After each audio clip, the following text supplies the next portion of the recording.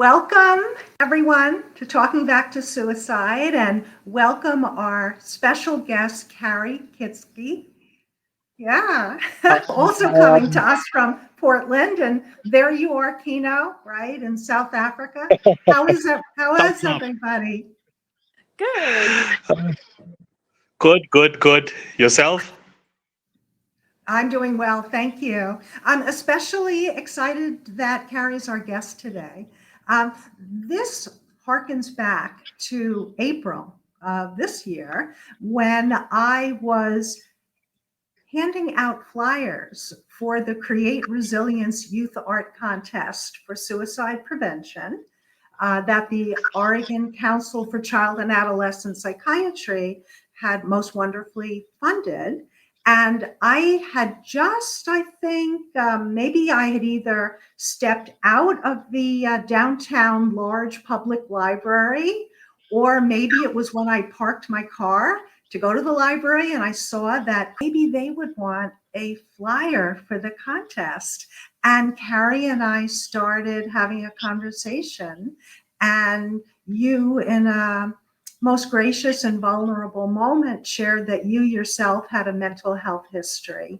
And I had shared with you about the Talking Back to Suicide podcast, and you said that you very much would like to be a guest. So here you are as our guest. So you can start anywhere you like, Carrie, with what you'd like to share about yourself and lessons learned for yourself, and that possibly you can share with others. Yeah, absolutely. I'm so glad to have an opportunity to share and also just to let other people who might be in a similar situation or have had experiences similar to mine know that they're not alone. I think that's so important within the suicide experience, and people who maybe are having depressions or struggling with suicidal ideation or self-harm, that they are not alone, because the loneliness is really so isolating and so dangerous when you're in that state. I personally have struggled with depression for a long time. I was diagnosed with long-term depression when I was a teenager.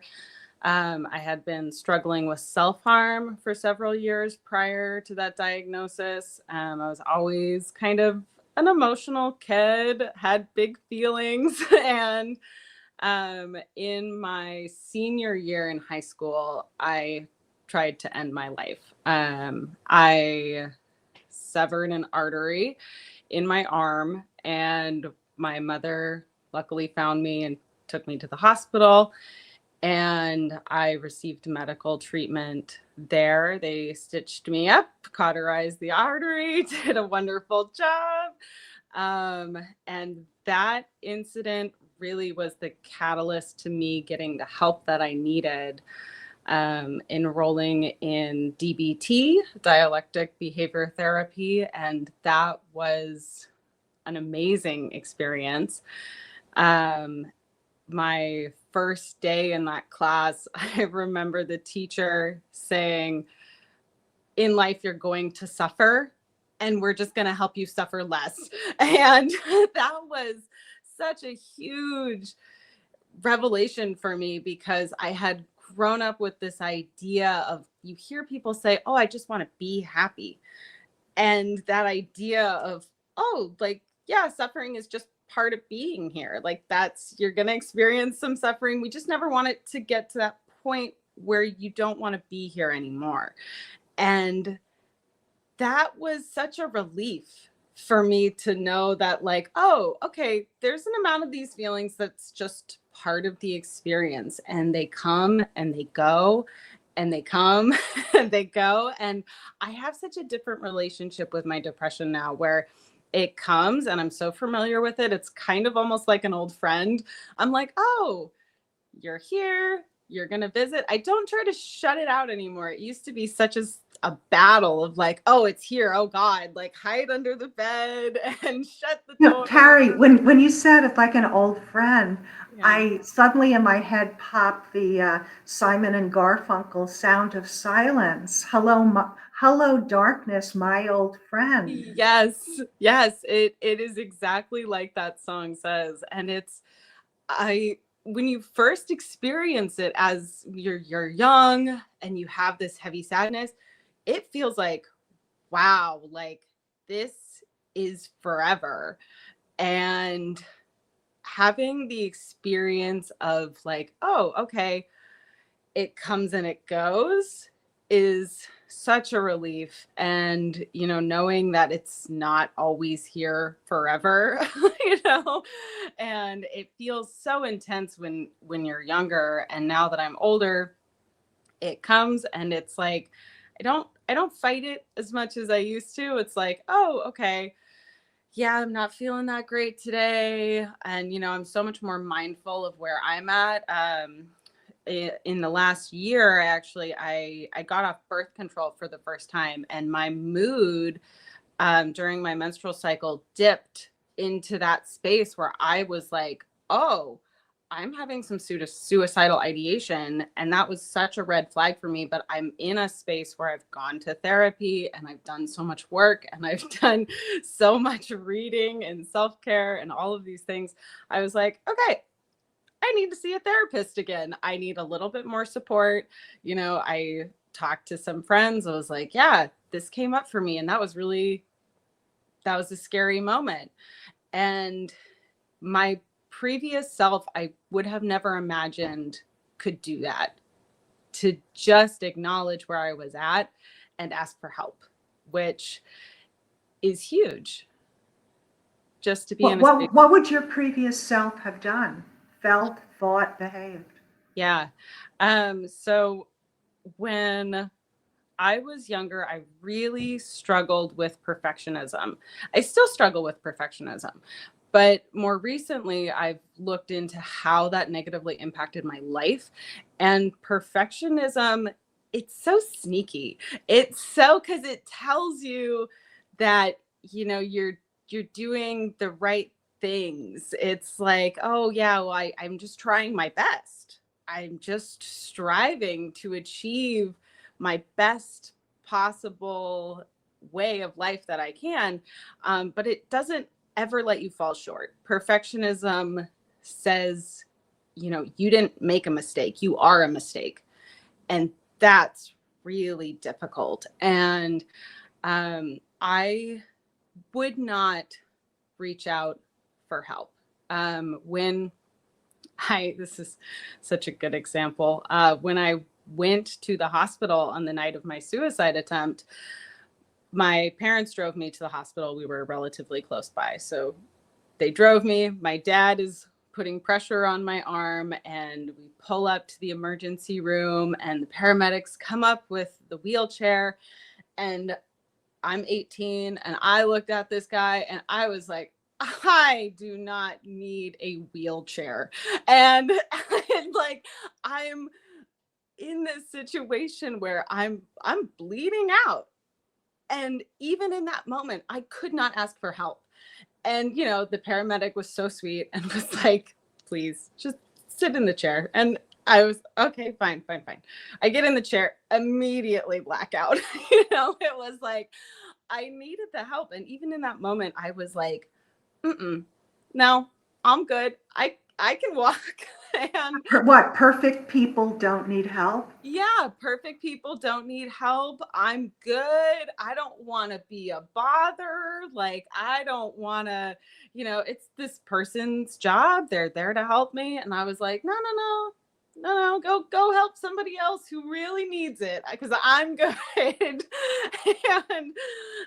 it's just so wild looking back at that situation. And even in that moment, being like, no. The moment that really changed that, where I did have to reach out for help, when I was in the hospital, it became apparent to me that they were going to put me on psychiatric hold and they were not going to let me leave. And at that point, it became a situation where I was like, I just have to get out of here. I am not staying here. I am not getting trapped by these people, because again, really not in a situation where I wanted to admit that I needed help. So I had a history of self-harm. And I told the social worker in the morning, after they had kept me in the emergency room overnight. And in the morning, the social worker came back and my parents came back. And my dad was in the room with me with the social worker. And I explained very calmly to her, oh, I've been cutting for a long time. I was using a different implement. I, really didn't mean to cut myself that deep. I didn't realize how sharp it was. Oh, And you were describing the yeah, suicide attempt in terms of a yes, cutting yes, experience. yes. That And was a mistake, that you didn't really yes, want to kill yourself, but you did, yeah, but you weren't yes, telling them. yes. And I was like, oh, I downplayed the situation. And I was like, I, didn't mean to cut that deep. And she was like, oh, okay, got it. Okay, yeah. Well, you're all fixed up and you can go home. So I was released. And I got home and it was so obvious to me. I was in so much pain. It was so obvious that I had wanted to die. And we got home and I'm sitting there with my mom and my dad, and my dad was like, well, I'm so relieved. And something was said along the lines of like, oh, we're so glad that that's over. And it dawned on me that they believe the lie. Yes, yeah, I was just And thinking that the lie that in a yeah, way, maybe your parents potentially didn't want to be thinking you wanted to kill yourself. So it yeah, was a relief, but right. but but it was a lie. Yes, Yeah, yes. yeah. And I completely understand, what parent would want to believe that their child is in that much pain. And so, like no fault of their own, but they were very happy to go, oh, it was an accident. That's wonderful. And I was like, oh my God, I'm not going to get help. And it dawned on, and I was like, this, I am going to die. I knew very, very much that like, if I do not get help, I'm going to die. And I remember looking at my parents and going, this was a suicide attempt. And, and my dad, he goes, but you told the social worker. And I looked at him and I go, I lied. Yeah. I Mhm. lied. I was like, I couldn't stay there. I wanted out so bad that I wasn't thinking about the help. I just wanted out in that moment. And I am so glad that I did finally realize like, oh, I need to ask for help here or I'm not gonna get help. And And that of course, that idea, and that I need help, yes, that to be able to accept that, yeah, right? yeah. And not to what? To feel I'm even, quote, less perfect. And if I experience I need help, that's going to ricochet and make me want to kill myself even more. To be able to turn it around, that I need help because I deserve to live. Yes. Right? Yeah. Yeah. I deserve to be here and I want to be here. And I think that was a moment for me too when the decision to kill myself was, I think this is a common experience from what I've heard from other folks where it's almost like this relief, like this calm sets over you of like, oh, okay, I don't have to worry about anything else. I don't have to think. I just have to do this thing. I'm just gonna go do it, and then we're good. But it's like as soon as I made that cut, it was like it became so real, and it was like, oh man, this is happening right now. This is real, and my mother, like mother intuition, like I didn't say anything and she was at the bathroom door in what felt like seconds, like knocking on the door and she was like, "Are you okay?" And I was like, no. And she was Mhm. like, I'm gonna unlock the door and I'm gonna come in, and she like picked the lock and got into the bathroom. But I wasn't even in a situation where I don't think I could have reached over and unlocked that door. Like I was in shock. And but that moment too of just like, wow, I don't really want this.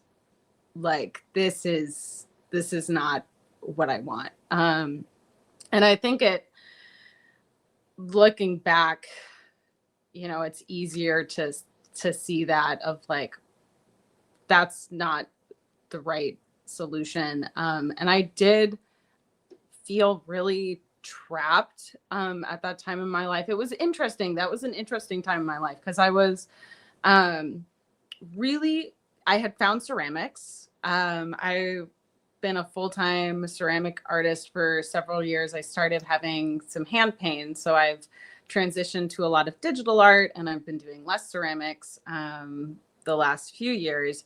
But ceramics for a long time, that was like the light of my life. I love clay. I love what it can be. I love that a little lump of nothingness can turn into anything. And I was really passionate about ceramics, and my ceramic teacher, who was super encouraging and wonderful, she had encouraged me to enter several of my pieces into the Scholastics Art Fair. And I entered them, and I ended up with winning 4 gold keys for state. And then all of those art pieces were entered into nationals, and I received a national silver award for my ceramics. Mhm. And so that had happened, and the award ceremony was at Carnegie Hall. And This was before the suicide this attempt? was this was prior to the suicide Yeah. attempt. Mhm. And this all seems like really good things. And I played a lot of music and guitar, and the I had tried out for the school talent show, and I was supposed to be performing in the school talent show. Actually, the day after my suicide attempt, I was supposed to be in the talent show, and I was in the hospital. And so it was kind of all of these things that looked really good.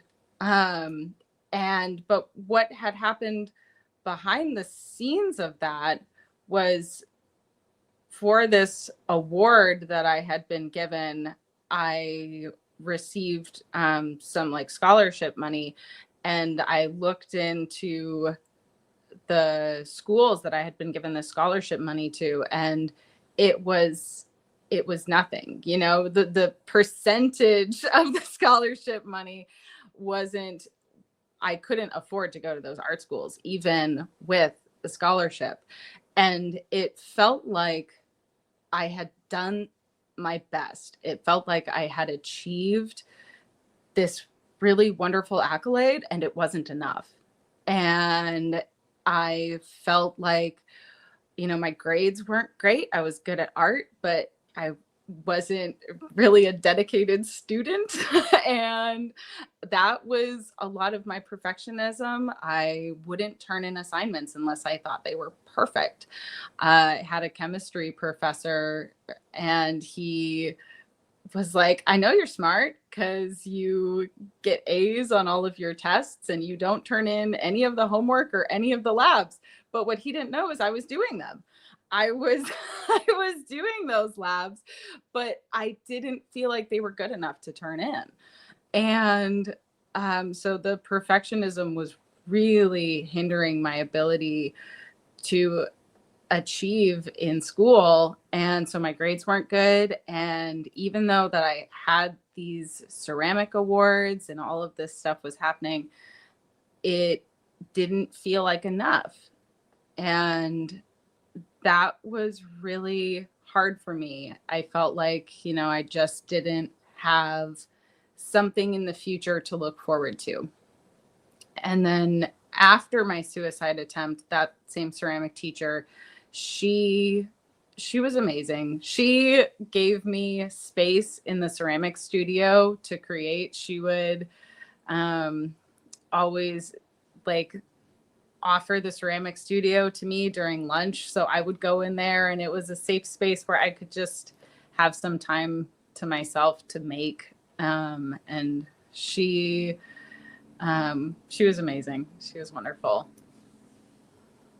Yeah, when you were speaking now of all the things that you had achieved, and yet what it felt confirmation that it would never be enough.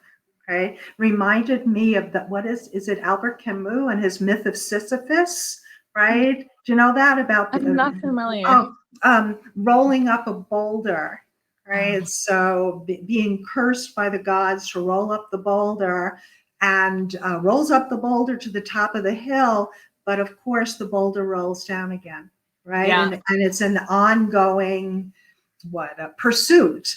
And in the essay, he says we must imagine Sisyphus happy, Yeah.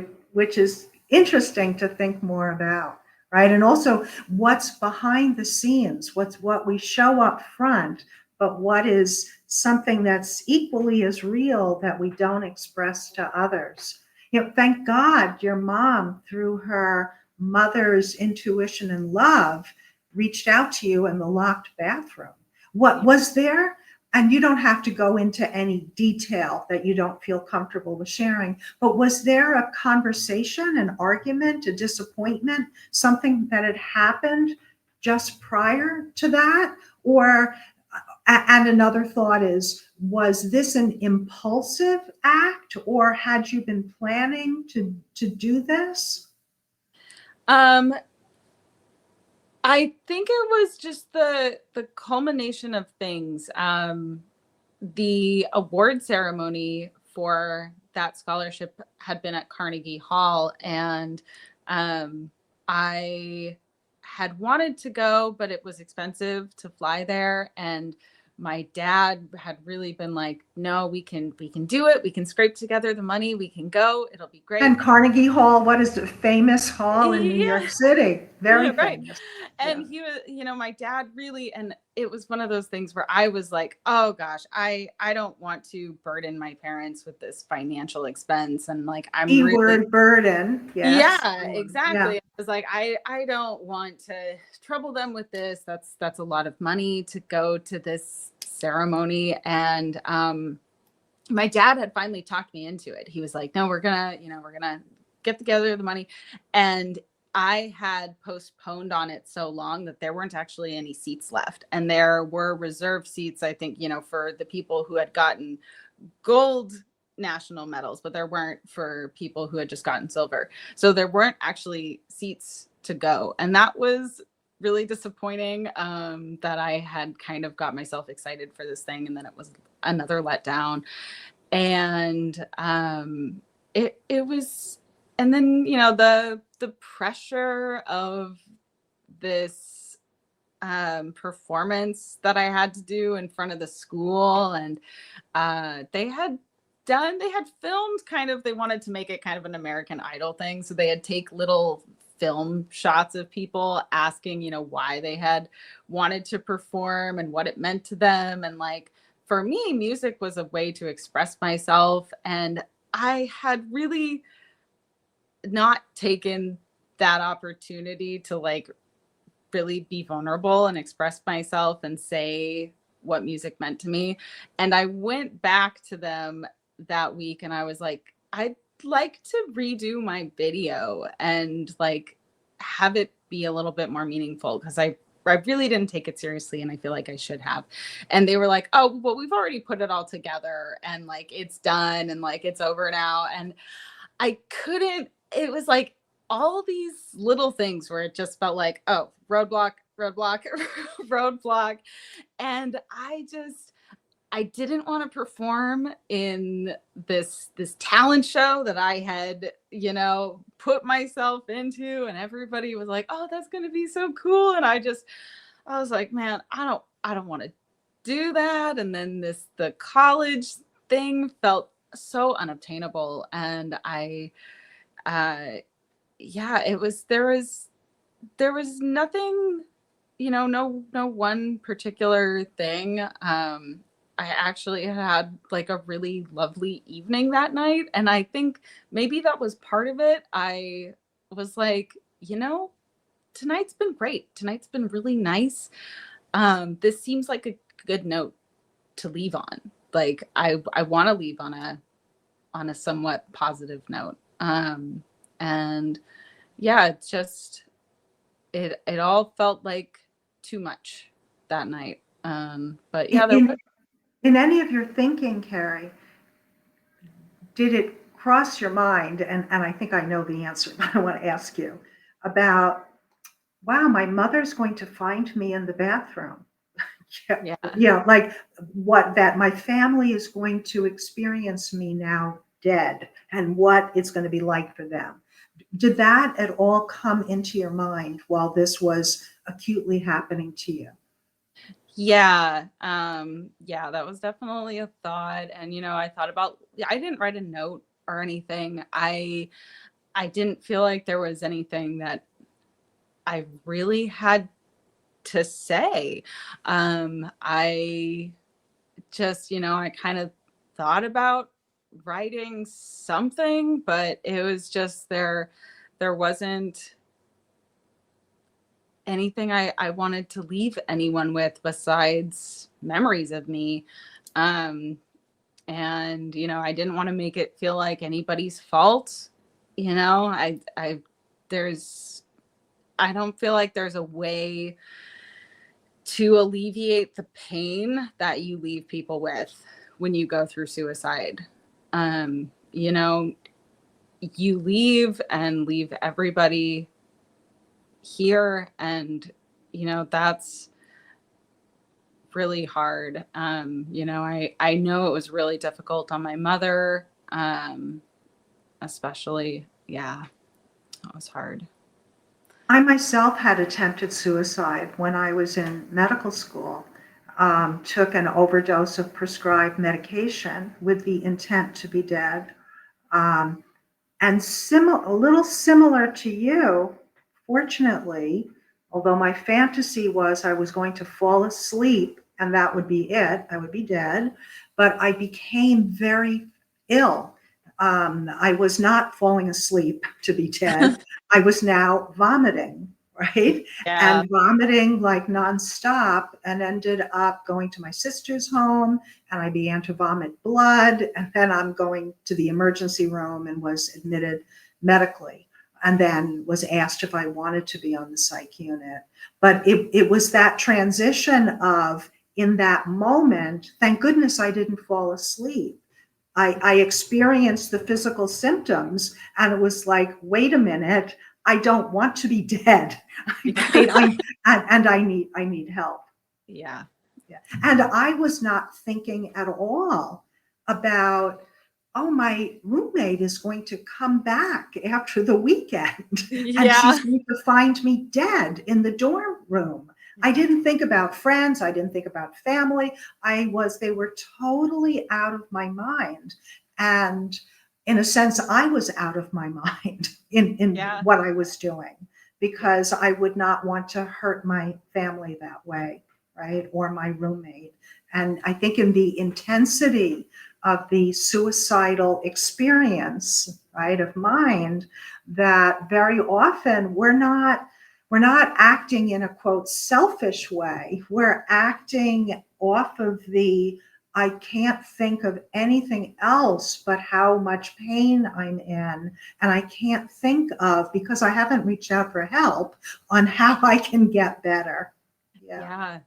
Yeah. And it's so hard to even imagine what help looks like in that moment when you haven't experienced a lot of help, when you haven't opened up to people, when you haven't had those moments of vulnerability. And I think one of the things that came out of my suicide attempt that was really eye-opening was how many people did come out of the woodwork. People I wasn't even really close with, who came to me and said, I've been there. I've had this experience. Like, I've been in those dark places and I had no idea. You just feel so alone when you're sitting in the dark. You can't see all the people who are around you. Like, and it really, I I hate that I had to have that experience for the connection to happen, and I love that about your podcast. It's the opportunity for connection so that folks don't have to go through this traumatic event in order to feel seen or heard or relate to somebody else. I just, the amount of people who I was shocked. I had no idea. I thought I was the only one. I thought I was having a completely unique and all to myself little experience. I was like, oh, my pain is unique. And it's not.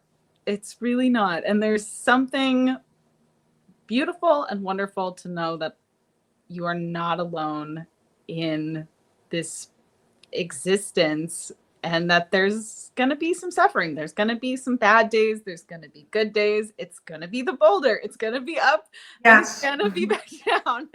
And that's the way of it. And, I'm so happy to be here for the ups and the downs. In the US, suicide is the 11th leading cause of death. And Carrie, here in Oregon, although I think it was in 2021 statistics, suicide was our 10th leading cause of death. In 2023, which is the most recent updated statistics as quoted by the American Foundation for Suicide Prevention, it's our 8th leading cause of death. And it's our 2nd leading cause of death for ages 15 to 34. Yeah. It's really staggeringly horrifying. Yeah. Right? Because these are deaths that can be prevented. Yeah, absolutely. It's a sombering statistic to hear that. It really is. And I also have undiagnosed ADHD. It's one of those, I've read a lot of books and it fits very well. And I know among youth with ADHD, self-harm and suicide is also much higher.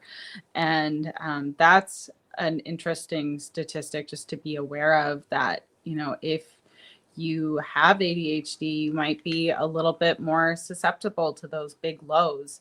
And that's been interesting learning more about that. And I always just try to remind myself that, information is helpful. It allows you to take more control over your life, and knowledge is really powerful. Just to have the words to express yourself and know what's going on.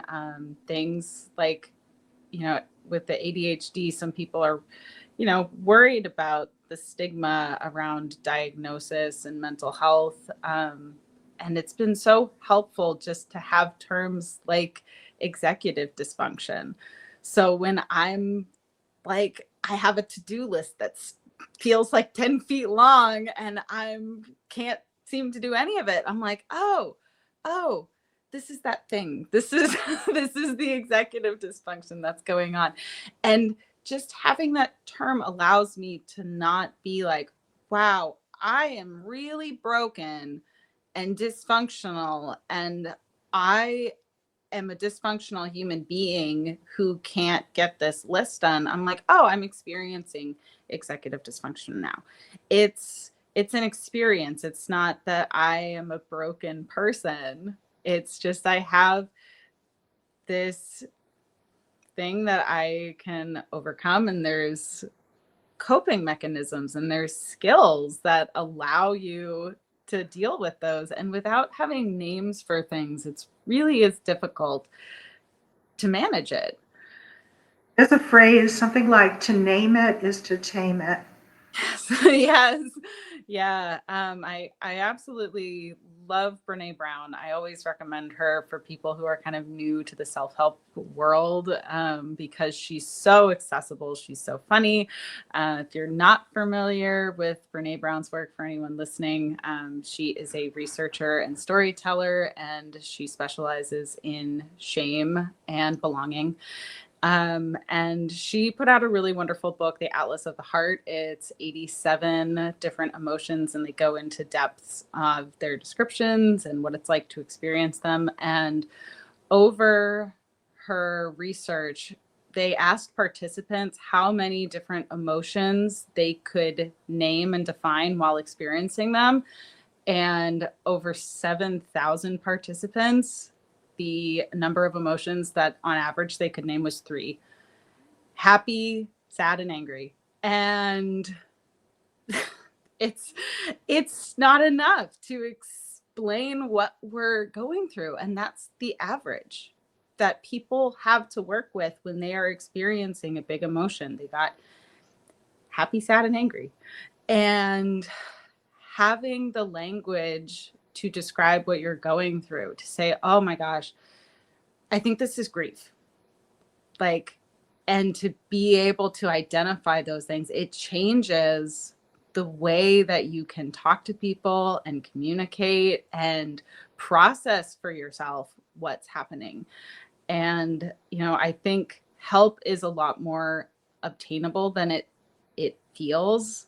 Like, I love the library app. I'm like addicted to self-help audiobooks because they're they're free, and I listen to them while I'm drawing or sculpting. And I have a notebook, and when something, I'm like, oh wow, I'll just write it down. And just that alone, like, therapy is really wonderful, but I know not everybody can access therapy. Like, having those kind of tools where you can just learn more about yourself, learn more words and terms to explain what you're experiencing in life is so helpful. And you also touched upon expressing it, I don't know, the feel of the clay, right? Making something, being absorbed in it, artwork, music, a safe way to get the thoughts and feelings out. Yeah, absolutely. Art has been a huge part of my healing. Ceramics ended up it ended up being a goal for me. I decided that I needed something. I was like, I need something to be working towards. So I was like, I'm going to save up for a kiln.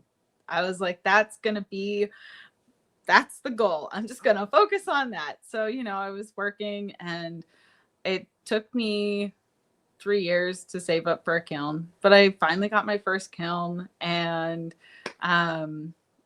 doing ceramics, it was just, I was like, this is what I want to do. This is a goal to kind of keep me going. And when I first started making ceramics and selling my work, it was funny because so many people, you go to art shows and they go, oh, what is this for? They want a use for things, which is, totally fine.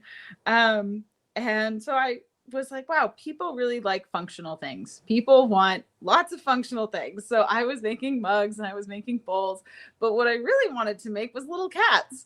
And I would sculpt a little funny cat, and I'd set it to the side. I'd be like, oh, you're so cute and you make me so happy, but no one wants you because you don't serve a function. And then I was actually working with kids, which is such a wonderful experience. They're so full of creativity and enthusiasm, and everything is new and exciting. And I have this animal combination project that I would do with them, and I took this big list of animals, and I took in all these 20-sided dice, and they would roll the dice and pick 2 random animals off the list, and they'd have to combine them in a fun way and make a sculptural representation of their little animal. And as an example, I did a cat, and I took a little animal request from the kids, and they were like, oh, an alligator. So I put some little spines on it, and I was like, oh, this is so funny. I got it home, and I was like, I love this silly little cat with these little like dinosaur spines going down its back. And I ended up adding like a little like hoodie around its face so it looked like it was in a little dinosaur costume. And I was like, oh my God, I got so much joy and delight out of this silly little cat. I was like, I ended up making 12 of them. And another, I had all these cats, and one of my goals, the Oregon Ceramic Association, they put on the ceramic showcase, and it's this huge show. And we would go my senior year, we went as like a class field trip, and there were all of these artists that I loved and admired. And I was like, man, I want to be in this show someday. This is, I want to be here among all of these creative, wonderful artists. I want to be here. And I had gotten into that show, and I had these silly 12 little cats and dinosaur costumes. And I was so embarrassed by them. I wasn't going to take them. I was like, no, I'm going to be with the real serious artists. And this is not serious art. And there's absolutely no way I'm taking this with me. And my partner at the time was like, just take them. Just, what do you mean? What do you mean? Just take them. You don't know what people are going to say. And I took them and I like hid them behind things. I was like, oh, it can go behind this mug. No one needs to see this silly little cat. And it was a 3-day show, and they were all gone by the end of the third day, or the end of the first day. Sorry. The end of the first day, they were all sold. And one of my absolute favorite artists, who I admired for years, she had bought one, and she had left a note in my booth for me, letting me know how excited she was because somebody had left it up at the hold center, and she had seen them and really wanted one. And then there was one that somebody had left and decided not to buy, and she got it. And I just couldn't believe it. I was so excited that people loved what I loved. And I think that's so important when you're making art, to really love what you're doing and lean in to the things that you enjoy. It shows in your work, and that's really impactful. Yeah, I'm just thinking that the art is the medium for the exchange of love. Yeah, I love that. Yeah, the ceramics has always been a really happy, joyful thing for me. And then, of course, the question of what is it for, it never went away. People continue, I would go to shows, and people would pick up one of the little silly cats and then be like, well, what is it for? And I'd go, it's for joy. And that is enough. Yes. That's more than enough. That's more than enough. It's like that is plenty. And it won't hold your coffee in the morning, but it'll make you smile when you look at it. And that's pretty valuable, if you ask me.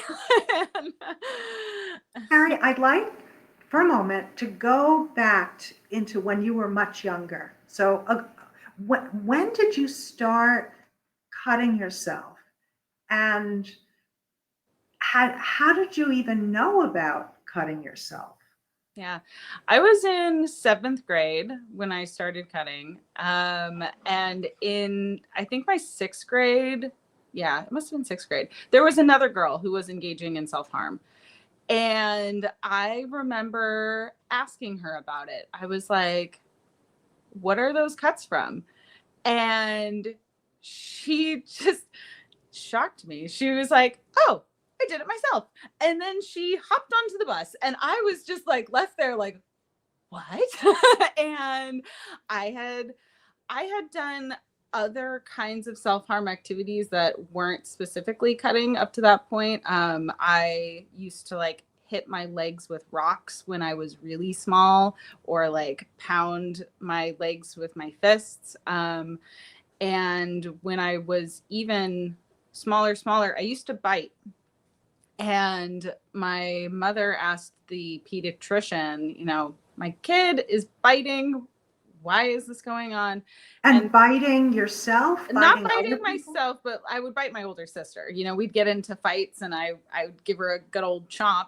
And the pediatrician told my mom, your daughter doesn't have words to express herself. And once she has the words, the biting will stop. And, I think going back to having language and how important that is. As a kid, my mom would tell me, oh, use your words. But there was never a discussion around what those words were. There was never a discussion around, oh, this is what a boundary looks like. When your sister is upsetting you, and if you tell her, you're not allowed to come into my room, you can come to me and let me know that she's crossed your boundary and that you need space, and there wasn't a conversation of how to use the words. And the biting stopped because I was told that it was bad over and over again, but I still didn't have the words to say what I was experiencing. And I think that just, I was so trapped inside myself without knowing how to say what I was experiencing. And I felt really alone. And like I said, I was an emotional child. I was often told to not cry, which of course I did a lot. But in every time I got upset and would start crying, I hated myself. I hated that was coming up for me because I had been told that it was bad. It was like, it was not okay to cry. And I was so upset with myself. And I think that's kind of almost where it started, this like, don't cry. So I would hit myself because I just was so angry that I couldn't block this emotion out. And yeah, I think that's really, and I mean, I was young, like, I 6, 7. Yeah, I was really little. I'm, what you just said, made me think, Carrie, is it that also potentially that feeling of being out of control, like the emotional part, the crying part, quote, I'm out of control. Not that a 6-year-old is going to be thinking that, but then that sense of out of controlness. And could suicide, the ending of it all, be like the ultimate act of control?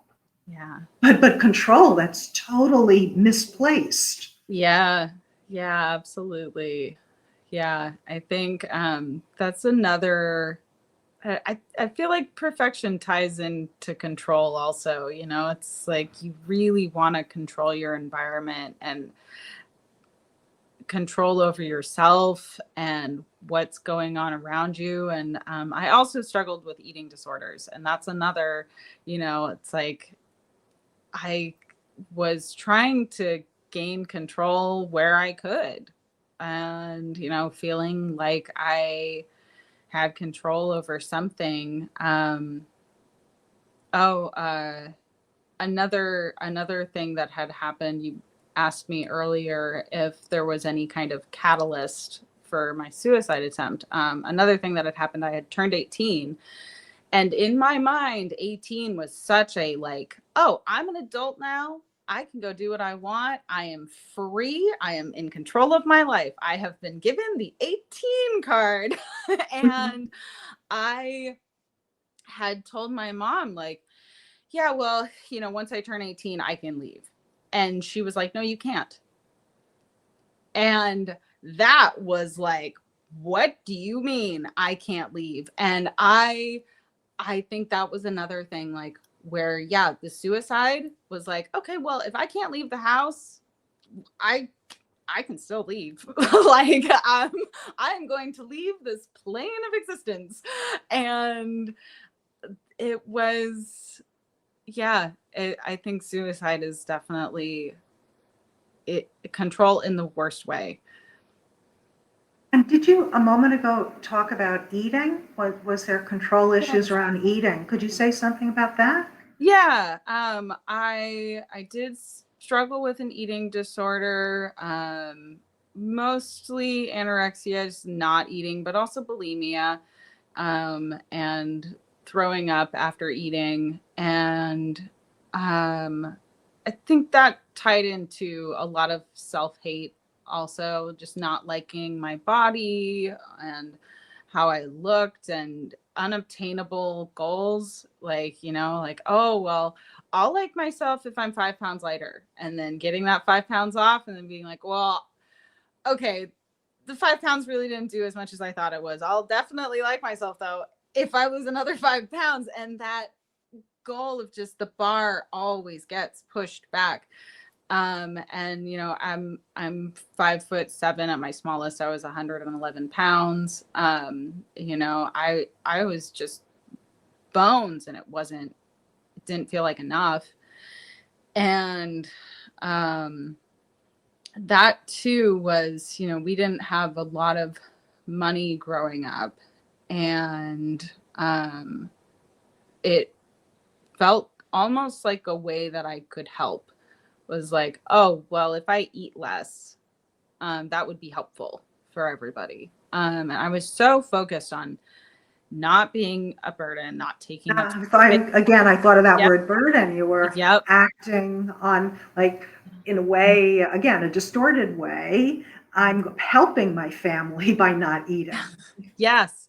Yeah. And, it's so wild looking back that was the logic that was there. But, it's not a healthy logic. It's so driven by emotions, and that was hard. And I still struggle with, I'm getting better about it all the time, but definitely just like I look in the mirror and I really have a hard time seeing a healthy body. I always kind of feel like, oh, I could lose a couple pounds. And it's just, I'm always like, no, just focus on healthy. And, I don't get on scales anymore. Do not like standing on scales. That number is not helpful for me. That is not a friend. So stay away from that. Last time I got on a scale was actually at an Airbnb. There was one in the bathroom, and I got on it and it yelled my number at me. And I was like, oh my God. I was like, this is an evil device.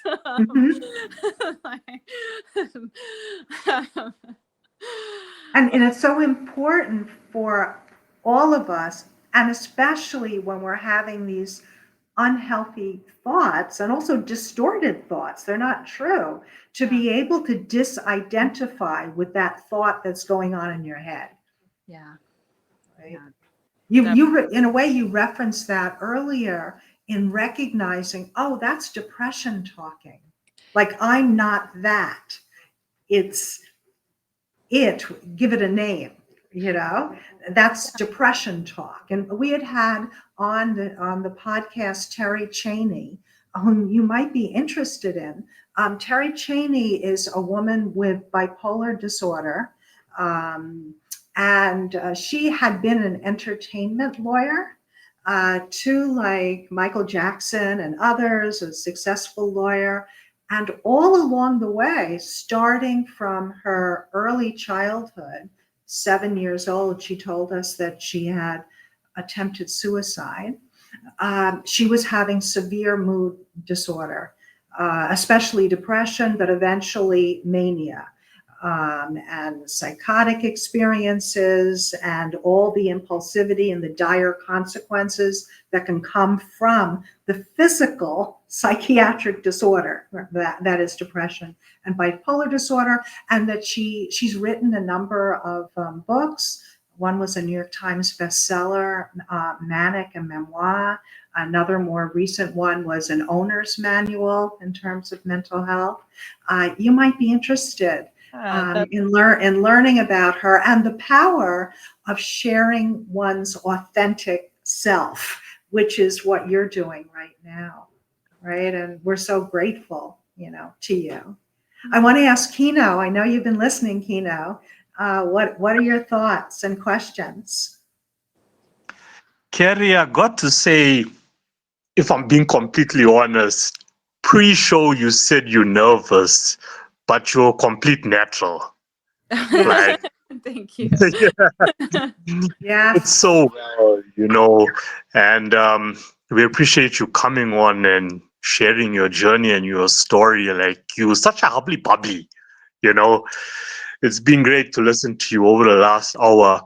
I just want to share, at the start you were talking about, depression coming and going, and it's like your friend.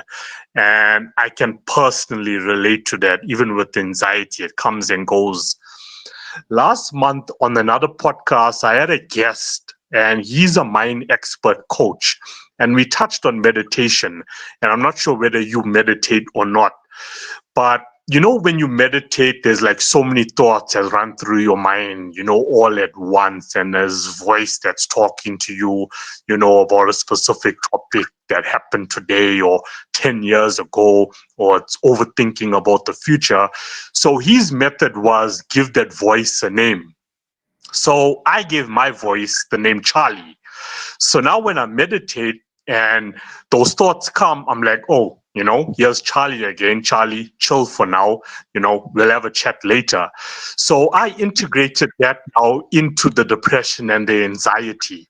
So this can be a solution for listeners as well, worth a try.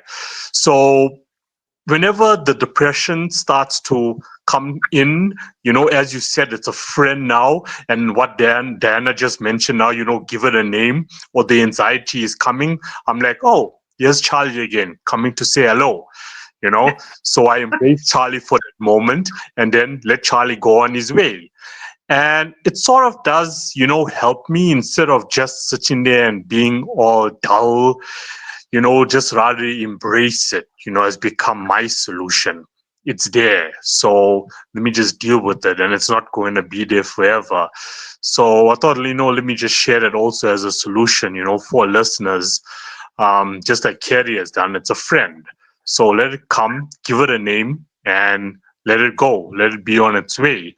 And then I also want to blend it in when the conversation went on to enough. When is enough? What is enough?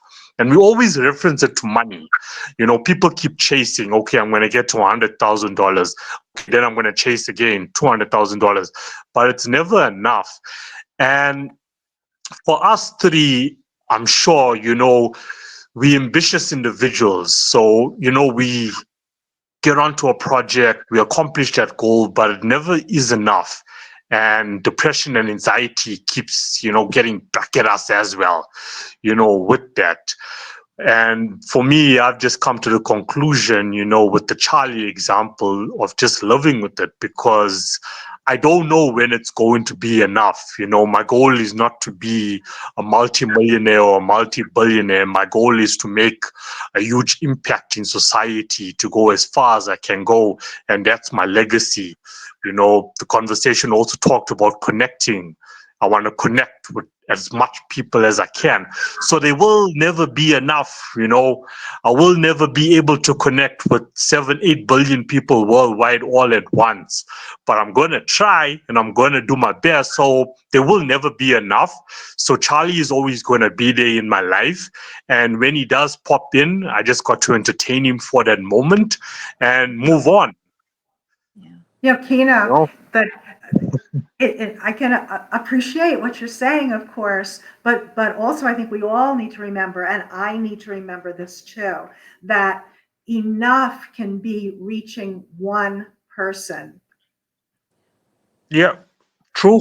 Right? Also, Yeah. very Recently someone had written me an email, and it was again about the contest and going to the Hawthorne walk-in clinic, where I had shared the flyers, and Dina, woman who works there, emailed me thanking me.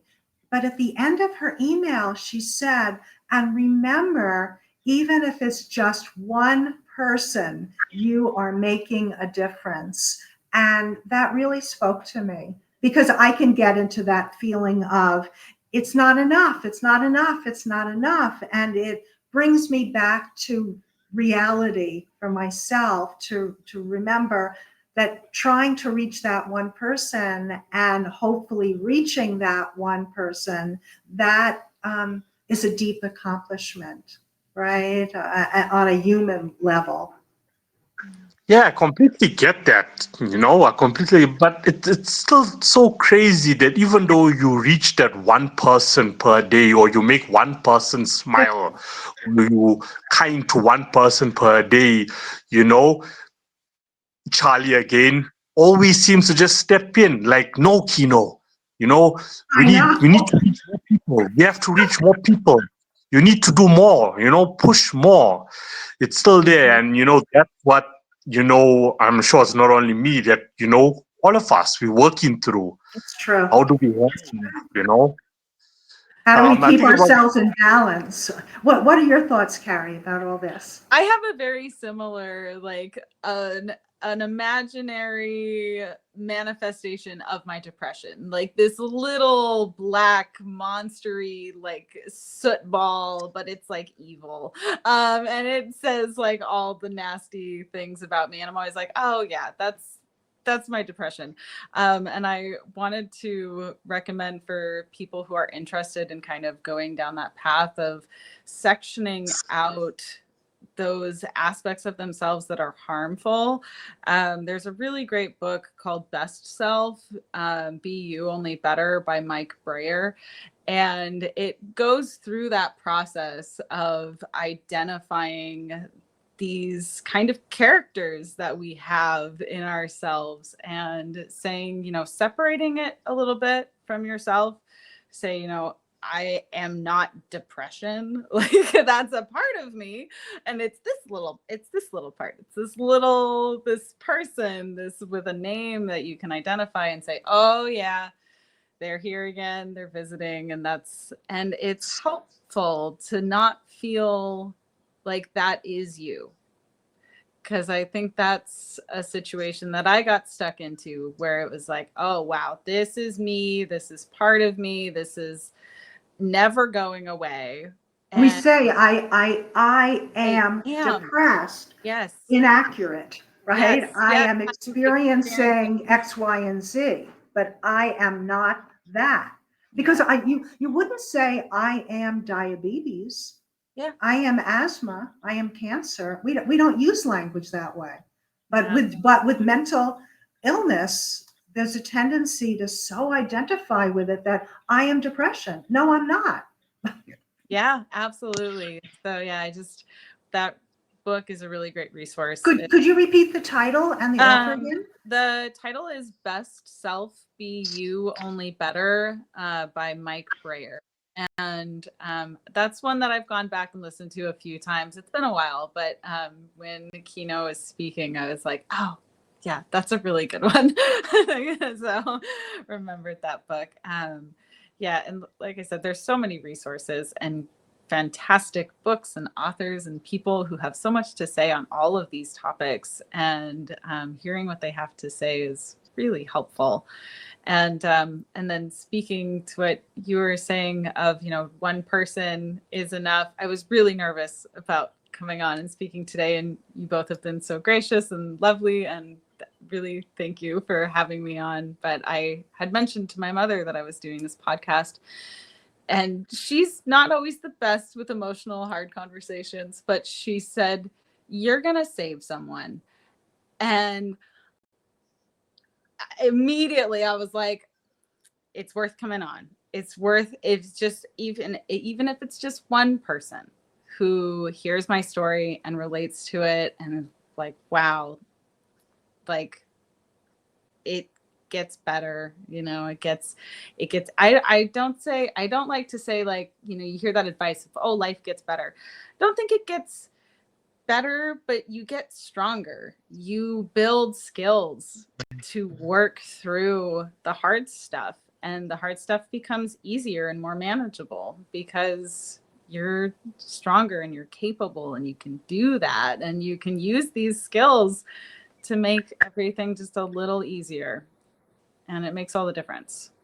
And the name of our campaign is the Hold On Campaign for Suicide Prevention. And it's so important to hold on, meaning, okay, having suicidal thoughts, don't act on that thought, hold on, right? And then it can also become, what are we holding on to?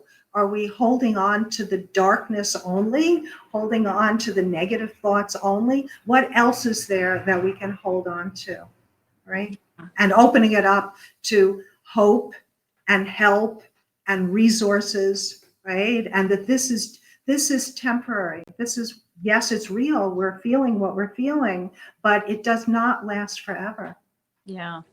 Yeah. And I do recommend meditation too for folks. When I was after my suicide attempt, my older sister started taking me to a guided meditation class once a week. It was free. It was, within the community, and we would go once a week and meditate. And there was a little talk that the Swami would give. And it was such a wonderful community, and it was so nice to go and do that. And again, that was a free resource. And you might have something like that near you where you can go to a guided meditation. Sometimes they'll ask for a donation if you're able.